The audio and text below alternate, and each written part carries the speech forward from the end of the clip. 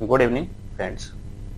आज हम आपको माइक्रोसॉफ्ट वर्ड में बताएंगे कि स्पेलिंग ग्रामर चेक कैसे किया जाएगा और इसमें काम स्टार्ट कैसे कर सकते हैं। तो सबसे पहले आपको माइक्रोसॉफ्ट वर्ड जो पढ़ना है उसमें आप ये जानेंगे कि माइक्रोसॉफ्ट वर्ड ओपन कैसे कर सकते हैं। तो जैसा कि हम सभी जानते हैं कि माइक्रोसॉफ्ट वर्ड जो होता है माइक्रोसॉफ्ट ऑफिस का एक पार्ट है। माइक्रोसॉफ्ट वर्ड हम ओपन करने के दो तरीके जानते हैं।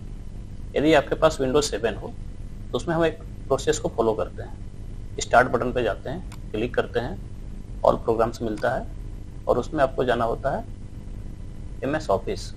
यदि आप एमएस ऑफिस में जाते हैं वहाँ मिल जाएगा आपको माइक्रोसॉफ्ट वर्ड जो भी आपके पास इंस्टॉल होगा 2010 या 19, 21, 2013 या 2007 जो भी होगा वो आपको मिल जाएगा।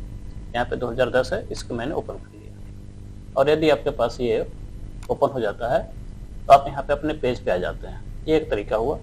यदि इसके अलावा आपके पास कोई दूसरा विंडोज होता है तो आप इसमें जाएंगे और विंडोज प्लस आर करेंगे। विंडोज प्लस आर से रन कमांड बोला जाता है। आप वहाँ पे जा करके माइक्रोसॉफ्ट वर्ड का running name win word type करेंगे। जैसे आप विन वर्ड यहाँ पे टाइप करेंगे और ओके करेंगे तो माइक्रोसॉफ्ट वर्ड ऑटोमेटिक ओपन हो जाएगा। ये जो प्रोसेस है आपके हर एक विंडोज के लिए काम आता है। माइक्रोसॉफ्ट ऑफिस में वर्ड यदि खोलना है आपको और आपके पास विंडोज 10 हो, 11 हो या 7 हो तो आप किसी से भी आप इस तरीके से ओपन करा सकते हैं। अभी आपके पास पेज ओपन हो चुका है और आप यहाँ आकर के अपने काम को करने जा रहे हैं। देखिए किस तरीके से कर सकते हैं। तो यहाँ पे हम लोग ये जो काम कर रहे हैं इसको अच्छे से समझिएगा।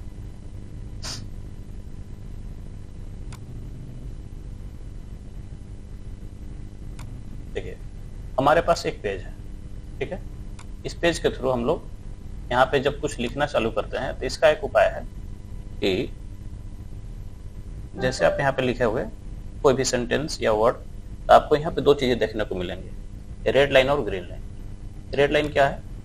जब आपके वर्ड में या सेंटेंस के नीचे रेड लाइन आता है तो आप वहाँ समझेंगे कि आपके वर्ड में कोई ना कोई स्पेलिंग मिस्टेक है। स्पेलिंग मिस्टेक दो तरीके के हो सकते हैं। आप यदि किसी वर्ड को लिखे हैं जो नाम को डिनोट करता है तो कोई नाम आपका शायद कंप्यूटर या डिक्शनरी में नहीं मिलेगा, जिसके वजह से वो आपको रेड लाइन शो कर सकता है। या आपने कभी मिस्टेक कर दिया है वर्ड को लिखते समय स्पेलिंग को तो भी वो रेड लाइन शो कर सकता है। और इसके साथ साथ में ऑटोमेटिक आपका किसी वर्ड के नीचे ग्रीन लाइन आता है, इसका मतलब आपको समझना है वहाँ पे आपका ग्रामेटिकल एरर हो चुका है। हम आपको कुछ एग्जांपल लिख करके और आपको हम यहाँ पे शो कर रहे हैं। चलिए हम लोग पेज पे आते हैं और यहाँ पे देखते हैं। जैसे कि हम थोड़ा आपको साइज बढ़ा करके और काम करते हैं। जैसे मैं यहाँ लिख रहा हूँ यू आर गुड स्टूडेंट। आपने यहाँ पे सही लिखा, आपके पास यहाँ पे देखने को मिल रहा होगा ये किसी वर्ड के नीचे ग्रीन लाइन आ चुका है ऑटोमेटिक। और ये जो वर्ड है के नीचे शो कर रहा है लाइन, ये ऑटोमेटिक आपको ये समझना है कि ये कुछ ना कुछ एरर है आपके सेंटेंस में। इसको ग्रामेटिकल एरर समझना है। यहाँ जो वाई ओ यू होना चाहिए आपने वो नहीं लिखा, आप लिखा है सिर्फ यू। यदि मिस्टेक यू का होता तो यहाँ पे यू के नीचे दिखना चाहिए था रेड लाइन या ग्रीन लाइन, लेकिन ये दिख रहा है आर के नीचे। इसका मतलब है कि ये यू गलत नहीं है, आर गलत है। तो यू एक सिंगल या सिंगुलर चीज को डिनोट कर रहा है तो इसके साथ इज लगना चाहिए। ये चीज ग्रामर का चीज है लेकिन इसको समझना नहीं है, इसको हमको ठीक करना है। तो इसको लिए आपको कीबोर्ड से F7 प्रेस करना है। F7 प्रेस करोगे तो आपको मिल जाएगा यहाँ पे इज। और जैसे आप यहाँ पे चेंज करते हैं तो आपका जो आर लगा हुआ है यू के साथ इज इसलिए लग रहा है क्योंकि यू का मतलब एक सिंगल नाम को भी हो सकता है। यू का मतलब उमेश भी हो सकता है, उमा भी हो सकता है, उधम हो सकता है ना। तो सिंगल किसी व्यक्ति को डिनोट करता है तो उसके साथ इज लगता है। तो यहाँ पे हम लोग चेंज कर देंगे और ये सेंटेंस आपका ठीक हो चुका है। इसी प्रकार से आप और भी सेंटेंस लिख करके देखिए। जैसे माई नेम इज राहुल। आप यहाँ पे नाम लिखते हो राहुल और सही ले लिया। तो किसी वर्ड में कोई नाम पहले से सेव भी हो सकता है, लेकिन मैं यहाँ लिखता हूँ योर नेम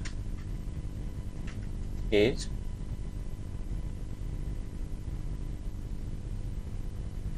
विमलेश। अभी विमलेश आपने गलत नहीं लिखा था, लेकिन विमलेश का स्पेलिंग आपको ये गलत दिखा रहा है। रेड लाइन आएगा अभी तो आपको ये समझना है कि मिस्टेक हो चुका है। तो इसको ठीक करने के लिए आप दो तरीके से कर सकते हैं। F7 यहाँ भी प्रेस कर सकते हैं, है ना। और कुछ आपको यहाँ पे सजेशन मिलते हैं कि विमलेश की जगह पे आप चाहो तो इस सब में से कोई रख सकते हैं, लेकिन आप नाम को दूसरे किसी वर्ड से चेंज नहीं कर सकते। तो आप इग्नोर करके भी आगे बढ़ सकते हैं। इग्नोर करेंगे तो कुछ देर के लिए आपको ये सही रहेगा, फिर से आप कभी विमलेश लिखोगे तभी ये फिर से गलत दिखाएगा। तो इसीलिए हम लोग करते हैं यहाँ पे हम लोग फिर से करेंगे F7 और यहाँ पे आकर के करेंगे ऐड टू डिक्शनरी। इस पेज में अब कभी भी आप विमलेश लिखोगे तो ये आपको गलत नहीं दिखाएगा। जैसे विमलेश इज गुड बॉय, और आपका ये सेंटेंस ठीक है। तो हम लोग इस तरीके से नाम को भी सही से लिख सकते हैं, वर्ड को भी दिखा सकते हैं। और आगे आते हैं, जैसे कि आप जानते हैं दिस इज अ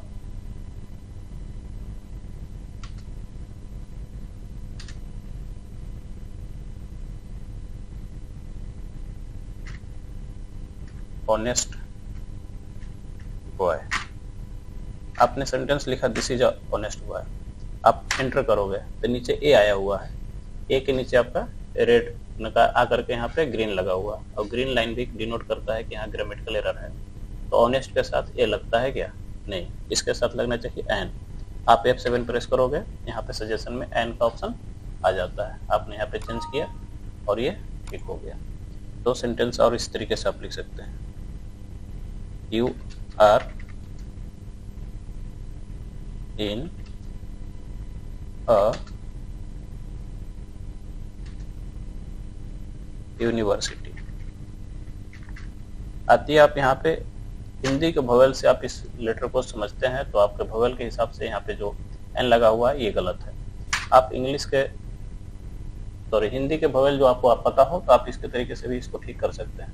जैसे आप यूनिवर्सिटी जो लिखते हैं, आप यूनिवर्सिटी य से लिखते हैं, तो हिंदी का भवेल अ से औ तक का होता है।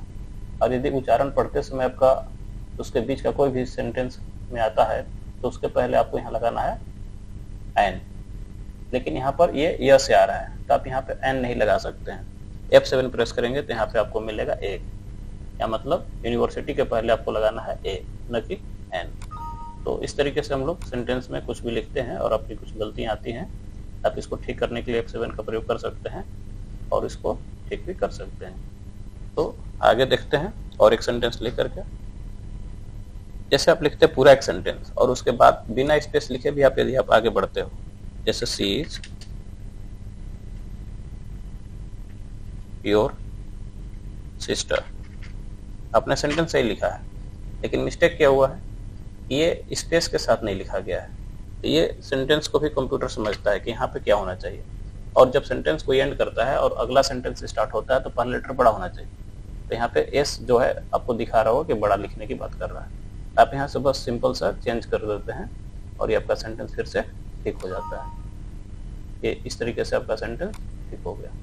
तो हर एक सेंटेंस में कुछ ना कुछ आपका गलती हो सकता है। यदि आप फर्स्ट टाइम MS वर्ड में काम करोगे तो कई सारी चीज़ें आपको देखने को मिलेगा, और इसे ठीक करने के लिए आप यहाँ पे आकर के MS वर्ड में F7 का इस्तेमाल करके स्पेलिंग और ग्रामर ठीक कर सकते हैं। Thank you.